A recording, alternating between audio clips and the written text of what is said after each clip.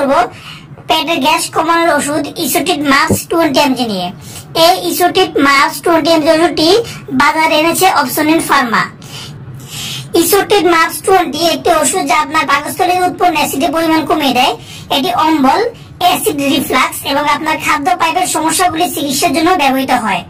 এটি পেটের আলসার প্রতিরোধ এবং চিকিৎসার জন্য ব্যবহৃত হয়।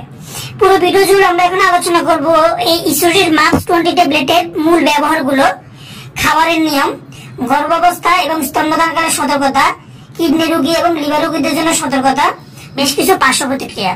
প্রিয় বন্ধুরা, এই ইসোটিট মাক্স 20 mg ওষুধের মূল ব্যবহারগুলি হচ্ছে: একটি পেপটিক আলসার হলে ব্যবহার করা হয়, ডিউডেনাল এবং গ্যাস্ট্রিক আলসারে ব্যবহার করা হয়, ডিসপেসিয়া রোগে ব্যবহার করা হয়, বুক জ্বালা ও পেটের মাঝখানে চিনচিন হলে ব্যবহার করা হয়, বুক ও গলা ক্রমান্বয়ে জ্বালা পোড়া হলে ব্যবহার করা হয়, বুকের মাঝখানের অংশে ব্যথা অনুভব হলে ব্যবহার করা হয়, ভারী খাওয়ার ঠিক পর মুহূর্তে পেটের উপরের অংশে বা পেটের বাম পাশে ব্যথা হলে ব্যবহার করা হয়, পেট ভারী হয়ে থাকলে বা ফুলে থাকলে ব্যবহার করা হয়, বদহজম এবং পেট ফাঁপা হলে ব্যবহার করা হয়, বমি বমি ভাব অথবা বমি হলে ব্যবহার করা হয়, ক্ষুধা না লাগলে ব্যবহার করা হয়, পেট ব্যথা হলে ব্যবহার করা হয়, খাদ্যনালীতে প্রদাহ বা জ্বালা পোড়া হলে ব্যবহার করা হয়।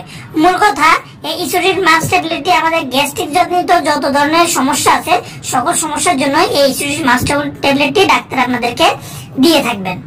এখন আমরা জানবো এই ওষুধটি আপনারা কিভাবে খাবেন বা খাবার নিয়ম। ইসোটিট মাক্স 20 mg ওষুধটি খাবারের আগে বা পরে প্রতিদিন একটি করে খেতে হবে, অথবা ডাক্তারের পরামর্শ অনুযায়ী দিনে 2টিও অথবা 3টিও খাওয়া যেতে পারে, তবে সেটা অবশ্যই ডাক্তারের পরামর্শ অনুযায়ী। গর্ভাবস্থা এবং স্তন্যদানকালে সতর্কতা। এটি গর্ভাবস্থা এবং স্তন্যদানকালে ব্যবহার করার তেমন কোনো তথ্য পাওয়া যায়নি, তবে গর্ভাবস্থায় ডাক্তার যদি আপনাকে ওষুধটি সাজেস্ট করেন তাহলে অবশ্যই আপনি ওষুধটি খেতে পারেন। কিডনি রোগী ও লিভার রোগীদের জন্য এটি সতর্কতার সাথে ব্যবহার করা হতে পারে, তবে কিডনি রোগে আক্রান্ত রোগীরা এটি নিরাপদ বলেই মনে করা হয়। এখন আমরা জানবো এই ইসোটিট মাক্স 20 mg ট্যাবলেটের পার্শ্ব প্রতিক্রিয়া।